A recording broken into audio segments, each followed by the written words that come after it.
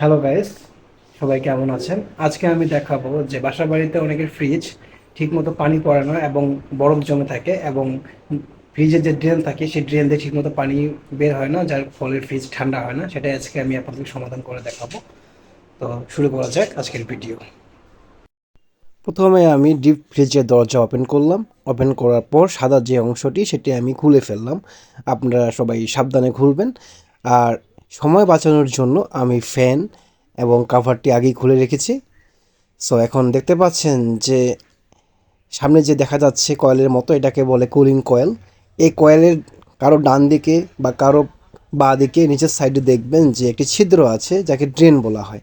সেই ড্রেনের মাধ্যমে পানিগুলো আপনার নিষ্কাশন হয় এবং ফ্রিজ ঠান্ডা রাখে। সো মাঝে মাঝে ফ্রিজ জাম হয়ে যায়, পানি ঠিকমতো নিষ্কাশন হতে পারে না, সেজন্য ফ্রিজ ঠান্ডা হয় না, খাবার নষ্ট হয়ে যায়। তো এই জন্য এটা সমাধান করার জন্য আপনাকে একটি জিআই তার নিতে হবে। জিআই তার বলে বা বাইন্ডিং ওয়্যার বলা হয়।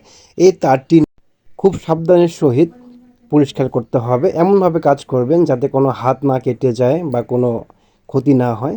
তো সাবধানে ভাবে সেই তারটি দিয়ে ড্রেনটি পরিষ্কার করে নেবেন। পরিষ্কার করে নেওয়ার পর সুন্দরভাবে গরম পানি, হালকা হালকা করে গরম পানি দিবেন এবং পরিষ্কার করবেন।